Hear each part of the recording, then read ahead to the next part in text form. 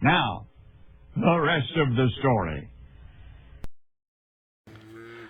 I'm not sure if this guy was just looking to start a fight. They need to push their hay up. I came out here to check that. And all these are both Ryan's bulls here. They look nice. This one's just groomed up better than this guy. He's coming off the winter coat. But big downside to the inline bunk feeders like this is unless you got yourself set up where your hay actually falls into the feed rail, you're constantly pushing everything up, and it's just to the point where I can't do it by hand. I mean, if I had a pitchfork I could do a little bit, but these guys need a little bit more feed than... What do you want, huh? What do you want? Guess I should be careful. I'm the only one here. I'll be laying here for a while before anybody finds me. This is last year's heifers. They're a lot smaller than I'd like, but I am a terrible judge over how big they are.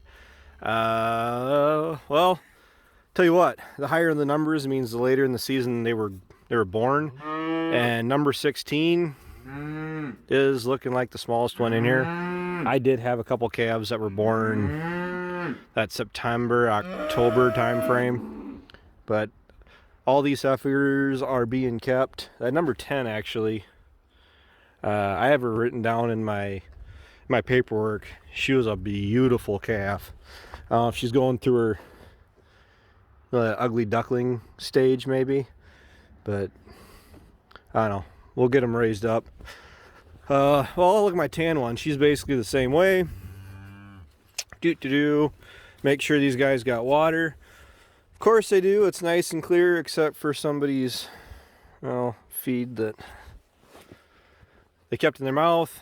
Okay, there's the last calf I had actually is right here. Dad went through and scraped up the concrete.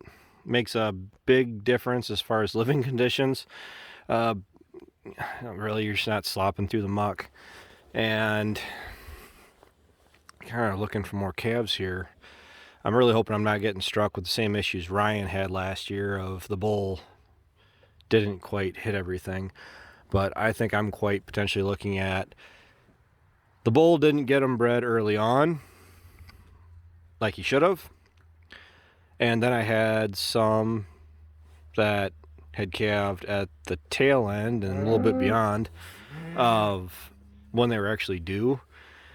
So I thought the bunch of these were bred. They ended up getting loaded up and put down to the pasture with the bull because they should have been bred, right? At least for my calving dates. And I mean, if they went down there and got cleaned up as far as they're just on a different schedule now as far as when they're due, that could be a real headache. But I do actually prefer this time frame, maybe a little bit later, maybe more towards closer to May versus March, April, because you know you're dealing with the cold and the warm and the cold and the wet and the disgusting. And I should walk out here, huh? So this is my original two right here. The blue tag that her number is worn down, blue 95. And then you got Grandpa's heifer that I bought from his estate. She has been incredibly dependable. And my intentions are, I got a bunch of heifers out of her that I have kept back. Getting up in there in years as far as how many more calves I can hope to get out of her. She's exclusively, all the red cows out here are exclusively going to be put in with Rocky, the Red Angus bull over here. And I'm going to aim for a nice little flush of red calves. Older cows is what I'm dealing with. I mean, that was by choice. Second guess it here and there once in a while, but not for very long. My dad has 6 red cows in his herd of varying ages, similar to these guys, some a little bit younger. And the intentions are I'm going to do an even up trade of those 6 cows for 6 of my cows. The calves that they have out of my dad's, those red cows of my dad's, they'll still be tagged as my dad's calves. And the same thing with these cows that have my calves in them. I'll tag them as my calves, but then rolling into next year, they will be dad's cows, and that'll push me that much farther towards achieving my ultimate goal of red herd. I mean, they don't have to be all registered red Angus cows. I got to stay off the cattle sites or whatnot. On Craigslist, of all things, Craigslist. I mean, look how mellow that is. I mean, she's not super tame, but walking through them periodically so they know that you're not out here to hurt them goes a long ways. But my tan one will be kept just by principle. Nice body, nice frame, nice temperament. Number 11 was a nice one. 151, that's 147, but 151 in the back. She is the way out of sync cow as far as my herd goes. I hear ya. What is this? What is this? That is a stick. You know what that's from? Well, I actually got it from Tyson's channel. It's from baling swamp grass. So the area, which I should do a video of that because it is, well, it's Saturday night and I think we're in the 50s, no wind, blue sky, and absolutely gorgeous. This is the weather that I complain about all winter about wishing we had. When you go and bale swamp grass, this is the kind of stuff you potentially run into. The area that this came from, as you can see, it's got all the, well, it looks like corn fodder, doesn't it? But you got more dirt and crud, and this bale was just put in here this morning, so they're gonna have to dig a little bit more before we get them another bale. Areas that are prone to flooding, especially when there's a river on the edge of the bottom ground, the low-lying area has left us some surprises. So my goal is that swamp grass, I'm planning on, harvesting it as regular production grass. That was the whole point of buying that 22B mow plow. Initial trial results on it are lackluster. I can only say that because I'm looking at it from a distance, and from a distance, that area where I harvested all that nasty residue stuff, there's like 15 bales I got out of that is entirely underwater,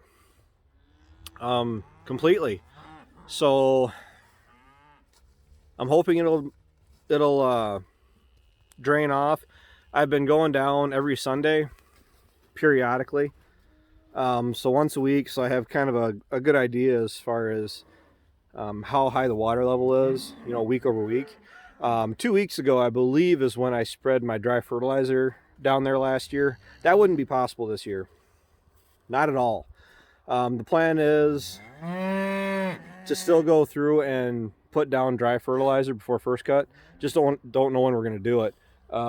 Weather is looking favorable for the next 2 or 3 days. We can actually do some stuff, but the list of stuff is so long. It's pretty much, start at the top and just start working down. Dad and Ryan are going and doing their own thing tomorrow. They're hauling manure, and then I'm actually going to have Mom help me finish up fixing fence.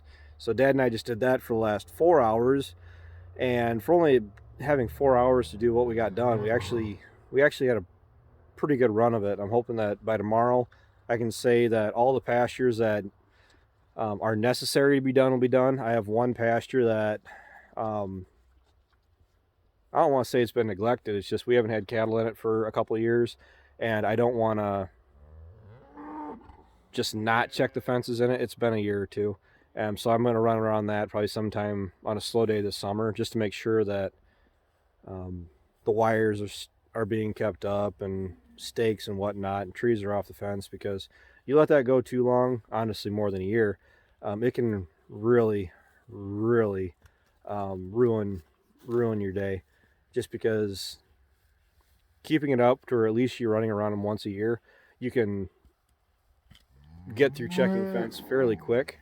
I mean, that's what we've been doing, and going through a pasture that hasn't been checked in a few years, will make you want to pull what's left of your hair out. So, looking forward to doing hay. I really am. I'm more focused, for obvious reasons, getting the hay, the corn and the soybeans and the new seeding done. We've been probably closer to average than what you'd think for the amount of moisture we've been getting, and for how cold it's been. Worrying about being too wet going into planting was, a low-key concern. I think we got more moisture in the soil going forward now than what we did last year at this time. But once we can start with field work, I really don't see us really slowing down that much. They were calling for 3 days of rain. They're actually starting to ratchet that back a little bit, to the point where instead of working in the shed like I was originally planning, I may quite seriously either get the chisel plow hooked up and go do those 15-20 acres of spring chiseling that need to be done, or get the VT hooked up and get our oat seed here, so we're ready to put a little bit of our seeding in the ground that we'll need to. The thing about this year is, being April 10th, 9th, 10th, the valley has an abundance of water that's currently sitting, and checking it week over week like I have been is giving me a little bit of an idea as to how wet it's potentially going to be here when I want to go down and put my fertilizer on. I did want to do a trial pass with Radiate with the Gator. I just need to have time to do it. So these guys are bawling, not because they're out of feed. I mean, there's 1, 2, 3, 4. There's 6 cows eating on the hay. Their problem is they want a fodder bale. The reason they want a fodder bale is because these cows have been spoiled with the corn fodder bales. Why do I say that? Is because 90% of our fodder we made last fall was off the home farm that had all that wind damage again. So our corn fodder for 2 years in a row has had a fair amount, not in abundance where I'm worried about them, bloating or anything, but it's had a fair amount of ears of corn in them. And the cows, if you're not careful, when you're putting the fodder bale in,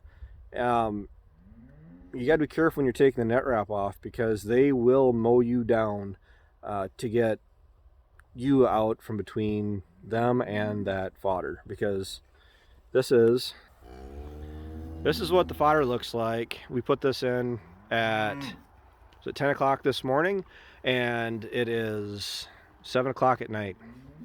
They completely shred it, and see, she's still kind of nosing through it.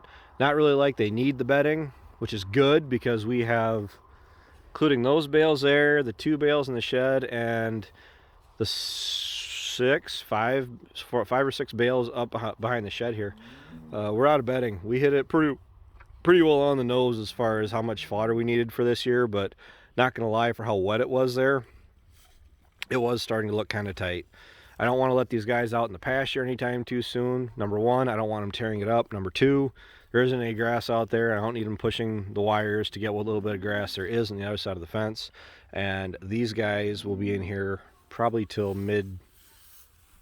probably mid-May from the way things are looking.